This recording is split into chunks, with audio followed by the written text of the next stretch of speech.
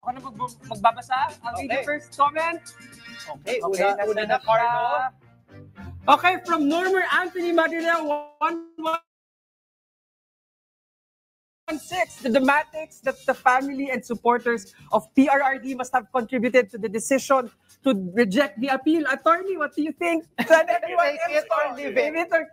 Ayan, take it. Ayan, take it. One line siguro from attorney. What do you think? Sige. Sabi niya yung mga drama daw yung dahilan kung bakit na-reject yung appeal. So it's on you, no? Kayo yung reason.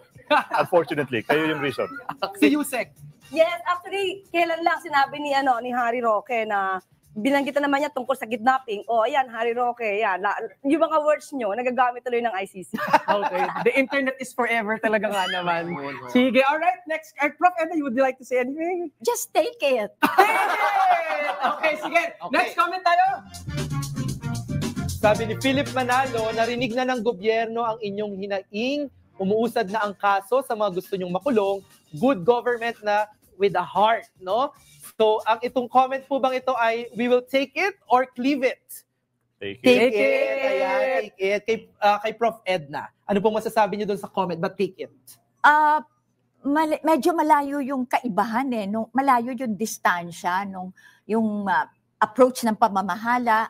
So ako, I'd rather have the present one na, iti-take ko yon. Kasi it's moving. Walang perfect, pero I'll take it. May progress. Okay, meron na po. Kayo po, attorney. Sa akin, we have to give the president some slack, no? Siya yung nagpatawag ng mga investigation. No president in his right mind would do that kung alam niyang may kasalanan din siya. Si Yusek parang happy to see na ticket sila parehas na yung mga guest natin. Yes. Po, what can you say? Kasi kung ikukumpara natin sa nakaraang administrasyon, umamin na 2020 pa lang, ang dami ng ghost projects. Pero wala tayo na pala naging tong klaseng pag-iimbestiga. Ang Pangulong Marcos Jr. kasi ang nag-open ito. So kung hindi naman to na-open at naitago to, wala po siguro nagrarally kasi hindi nila malalaman ang mga gitong klaseng anomalya. So kaya po, salamat sa administrasyon ngayon. Take it. Take it. Consensus na naman natin take it para dito sa Carlo. Okay, next. At from Elmer Sierra, KM5. Kababayan ay dapat daw bagong magpasko. Meron mga himas-remas na. Ano sige natin doon? Si Yusek, yes. Ayoko kasi magkaroon ng prejudgment. Kasi pag sinabi natin, although yun naman ang gusto ng Pangulo, di ba? At meron naman ng nakulong, hintayin natin yung iba. Kasi yung ibang kaso, nasa preliminary investigation pa lang.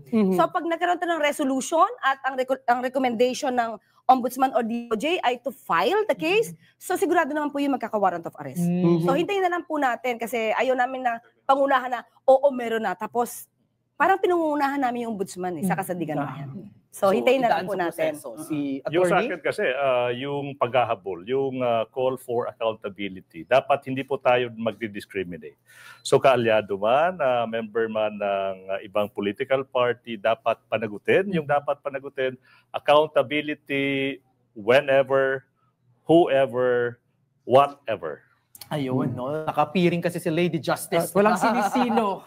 Si Prof. Edna, kayo po. Sa akin, from the point of view sa governance, may sinimulan na eh. So palagay ko, medyo pagkatiwalaan natin yung proseso. Siguro may mga pwedeng pabilisin pa, pero nilay down na yung proseso. Importante yon. Okay, no? Yan. And sa ating pong last comment, tingnan natin. Hoy! Ang nagbabalik ang ating favorite. Ito po ay aming favorite commenter, no? Si Carlos Hart. Sabi niya, kahit ayaw kay Marcos no to desktop, unless di si Sara yung next in line. Makulong na sana lahat ng kurakot bago magpasko, kasali ang mga bias sa COMELEC. Naku, galit na galit si Carlos Hart, ha? Merry Christmas kahit di ka siya ang 500. Ang galit na galit talaga si Carlos Hart, no? Sabi niya, to destabilization, kahit daw hindi siya, halimbawa, fan ng Pangulo. Take it or cleave it? Take it. Ako dalawa. Ay, dalawa! Ayun! Okay, sige. Take ni Yusek. Yes. Ang dami niya kasing opinion. Okay sa no disturb tayo. Okay. Tapos, ano yung bias na COMELEC? Oo, pati daw yung bias na COMELEC, ikulong na din. Ayoko naman kasi nagbabase lang naman din sila sa batas. Okay? At yung 500, alam mo sa atin, pinapakita lang naman din kasi ng gobyerno yung value ng 500. Kasi ang tanong lang namin dito, kaya ba? Pero syempre yung sentimiento at damdamin ng gobyerno, syempre gusto nila mapaganda. Yun naman ang gusto ng Pangulo, mapaganda ang buhay ng Pilipino. Pero ang tanong dito, yung 500 ba, because hindi nagtaas yung mga presyo, mukhang kakayanin naman natin maging masaya. Depende na lang yun sa paano mo siyang gagastusin. Yun lang naman yun. Okay, yun. Napaliwanag ni Yusek, si attorney po, si Prof. Okay, yung sa akin, siguro tanong sa bayan, no? Kung sa tingin po natin, medyo problematic yung present administration. Solution ba yung pagpapalit ng problema with an even bigger problem? Yun. Sino yung papalit kay BBM? The Vice President herself. Kakayanin ba natin yun? Yun yung tanong sa bayan. Solusyon ba sa problema yung pag-i-introduce ng isa pang mas malaking problema? Si Prof. Edna po. Ako, kasi napaka-process-oriented ng governance eh. So, hintayin natin, nakasalang yung proseso. I will take it, respeto, no, dun sa proseso. Tingnan natin. Pero ayoko nung 500.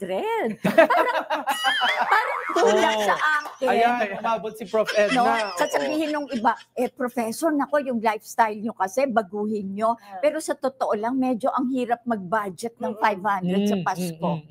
Ayan, okay. So sana... May dalawa yata. Oo. So parang meron yating dalawang winner dahil special ang ating episode ngayon. Yes. So pumipili po kami ng winner na pinakamagandang comment na nagustuhan natin.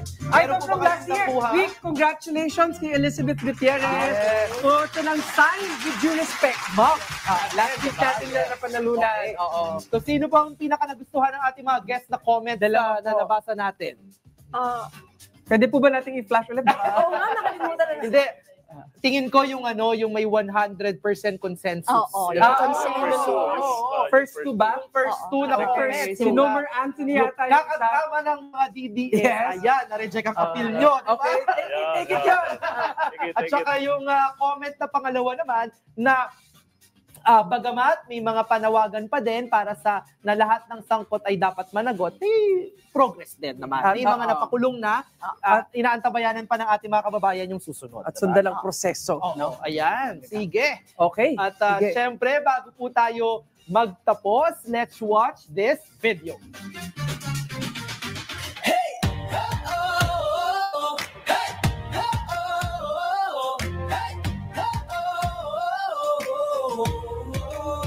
Bawat hakbang sa lupa ng bayan, pusong nag-aalab, handang lumaban sa kalsada ng pangarap. Tayo'y sabay, hawak kamay, Team Pinas ang taglay.